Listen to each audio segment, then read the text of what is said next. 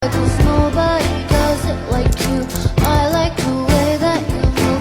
That's why I never go through with leaving you. Everybody says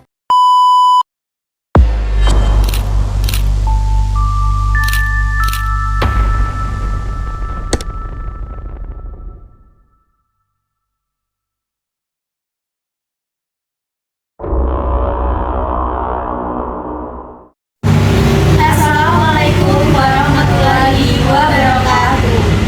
Perkenalkan, kami dari kelompok 9 yang beranggotakan Lydia Sekretari Andini dengan NIM akhiran 001, Cantika Putri Maharani dengan NIM akhiran 016, Alia Maulana Siwama dengan NIM akhiran 08. Di sini kami akan mempresentasikan video pembelajaran yang sudah disesuaikan dengan hasil observasi lapangan kami. Assalamualaikum warahmatullahi wabarakatuh. Halo semuanya, selamat datang di video pembelajaran fisika. Hari ini kita akan mempelajari materi mengenai suhu dan kalor dengan contoh menarik yang sangat dekat dengan kehidupan sehari-hari, yaitu proses roasting atau penyampaian kopi. Sebelum masuk ke proses roasting, kita pahami dulu konsep dasarnya. Apa sih itu suhu?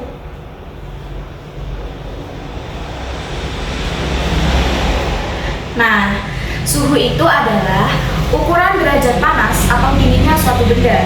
Satuan suhu yang paling sering digunakan adalah derajat Celcius, Kelvin, dan juga Fahrenheit. Ketika kita memanaskan suatu benda, seperti biji kopi, maka energi panas yang diterima akan meningkat.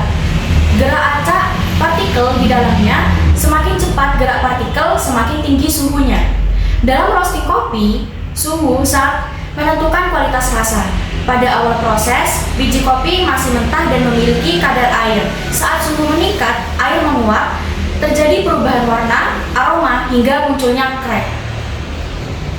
Itu adalah pembahasan soal suhu. Nah, yang selanjutnya kita akan memasuki materi mengenai kalor.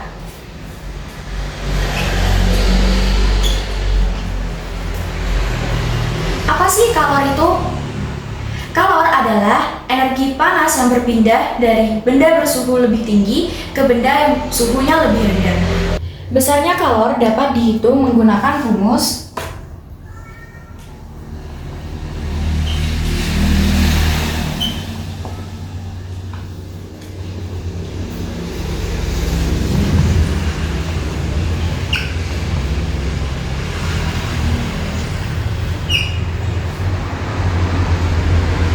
berikut. Ini adalah rumus mengenai kalor.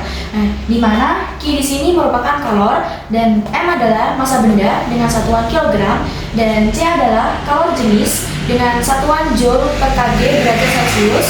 Nah, sedangkan delta T di sini adalah perubahan suhu. Pada roasting kopi, mesin pemanggang mengalirkan kalor ke biji kopi. Kalor inilah yang menyebabkan biji kopi mengering, mengembang, berubah warna, dan mengeluarkan aroma khas. Setelah kita mengetahui pengertian mengenai suhu dan kalor, selanjutnya yaitu mengenai bentuk perpindahan kalor. Pada roasting kopi melibatkan 3 mekanisme perpindahan kalor, yaitu konduksi, konveksi, dan radiasi. Setelah kita mengetahui pengertian dasar mengenai suhu dan kalor, selanjutnya yaitu kita akan memasuki materi mengenai bentuk-bentuk perpindahan kalor. Nah, proses roasting kopi melibatkan 3 mekanisme perpindahan kalor. Yang pertama yaitu konduksi, konveksi, dan juga radiasi.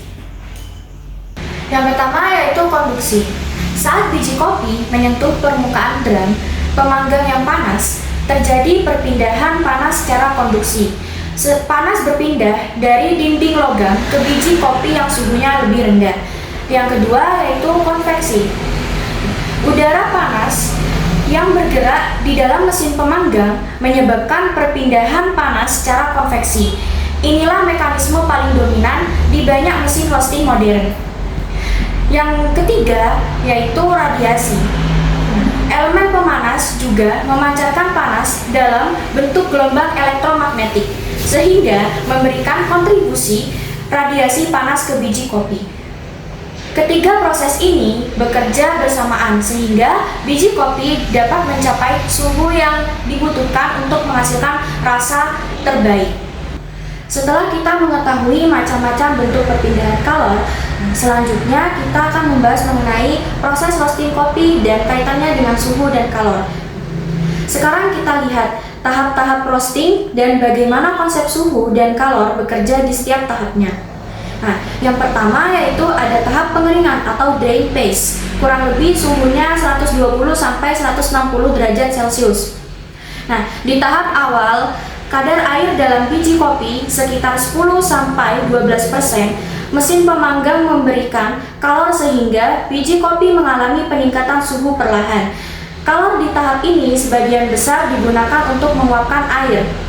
Jika terkena kalor terlalu cepat, biji bisa gosong di luar tapi masih mentah di dalam. Ini menunjukkan pentingnya kontrol laju kenaikan suhu atau rate of rise (ROR). Yang kedua yaitu tahap brewing. Nah, suhunya kurang lebih 160 sampai 180 derajat Celcius. Nah, pada tahap ini terjadi reaksi kimia bernama Maillard reaction yang membuat biji kopi berubah warna menjadi coklat. Proses ini sangat bergantung pada suplai kalor yang stabil. Jika kalor terlalu besar, reaksi terjadi terlalu cepat sehingga rasa kopi bisa pahit atau gosong. Yang ketiga, tahap first crack. Yang ketiga yaitu tahap first crack. Suhu kurang lebih 190 sampai 205 derajat Celcius. Tahap ini sangat terkenal. Biji kopi mengeluarkan suara pop seperti popcorn. Suara ini muncul karena tekanan uap air di dalam biji kopi makin tinggi hingga kulit biji pecah.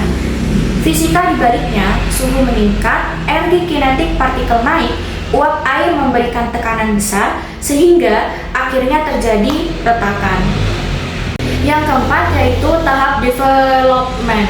Suhu kurang lebih 205 sampai 220 derajat Celcius. Pada tahap ini karakter rasa kopi terbentuk. Roaster harus menyeimbangkan antara kalor yang masuk dan suhu target agar mendapatkan citra rasa tertentu, misalnya light, medium, atau dark roast. Semakin lama menerima kalor, semakin banyak senyawa aromatik yang terbentuk, tapi terlalu lama dalam membuat kopi pahit. Setelah mengetahui materi mengenai suhu dan kalor, selanjutnya kita akan memasuki mengenai contoh soal sederhana.